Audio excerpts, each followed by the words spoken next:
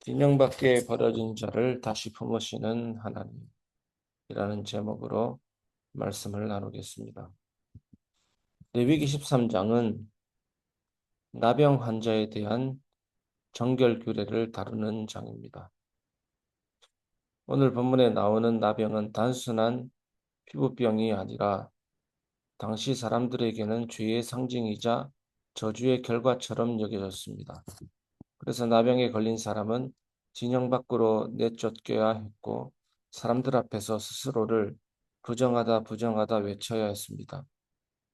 그 외침은 단지 병이 있다는 말이 아니라 나는 사람들과 함께 할 수 없는 존재입니다 라는 절망의 고백이었습니다. 그런데 오늘 우리는 율법적 선언 속에서 예수 그리스도를 통해 우리를 치유하시고 회복시키시는 하나님의 사랑을 봅니다. 진영 밖에 버려진 자를 다시 품으시는 하나님의 은혜. 오늘 그 은혜 앞에 우리 자신을 비춰보며 세 가지로 살펴보겠습니다. 부정함을 스스로 외쳐야 했던 자의 외로움. 나병 환자는 옷을 찢고 머리를 풀며 윗입술을 가리고 외치기를 부정하다 부정하다 해야 했습니다. 자기 부정을 스스로 외치며 병을 나을 때까지 진영 밖에서 홀로 살아야 했습니다.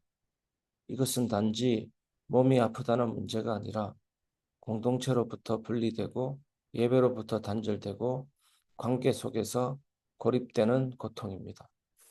오늘날도 이런 고립감은 다르게 존재합니다. 죄책감 때문에 교회의 발걸음이 무거운 사람들, 실패나 상처로 인해 소그룹과 공동체로부터 멀어진 성도들, 신앙의 슬럼프에 빠져 나는 영적으로 부정하다고 느낀 이들, 이 사람들이 바로 진영 밖의 사람들입니다. 예수님은 그런 사람들을 위해 진영 밖으로 나가셨습니다. 히브리서 13장 12절에 보면 그러므로 예수도 자기 피로서 백성을 거룩하게 하려고 성문 밖에서 고난을 받으셨느니라.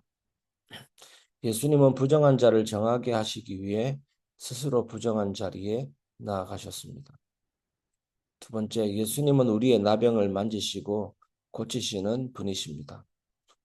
누가복음 5장에 보면 한 나병 환자가 예수께 엎드려 원하시면 나를 깨끗게 하실 수 있나이다 라고 말하는 장면이 나옵니다.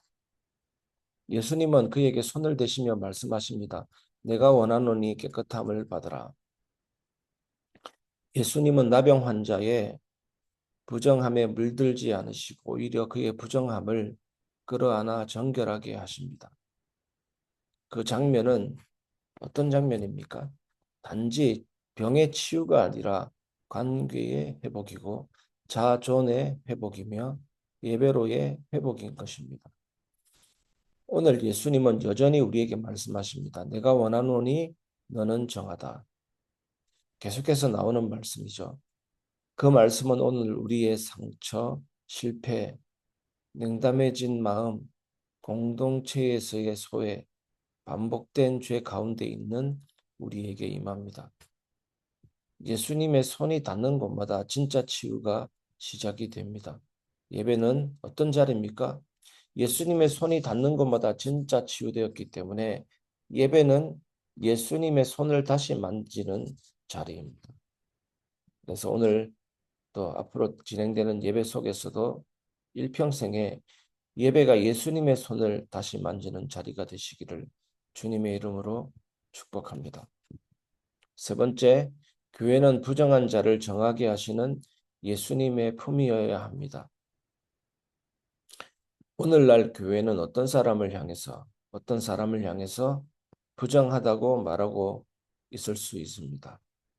과거의 죄, 드러난 실수, 오래된 상처를 가진 자들에게 교회는 진영 밖으로 나가라고 지시할 수도 있는 그런 부분도 있습니다.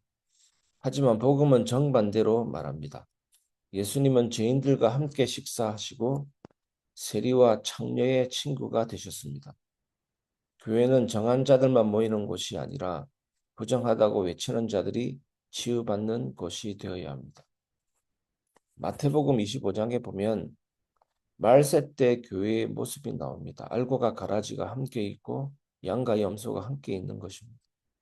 교회는 치유받을 자, 부정하다고 외치는 자들도 머무는 곳이고 정한 자들만 모이는 곳이 아닙니다.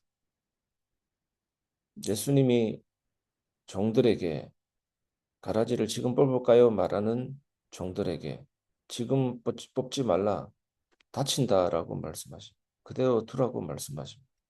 하나님의 때와 하나님의 시간표가 있다라는 것입니다.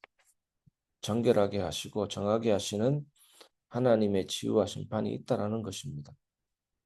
우리가 그 사실을 알고 모든 사람들이 예수님의 정함을 정하다는 선포를 받을 수 있도록 치유받는 것이 되도록 기도해야 될 줄 믿습니다.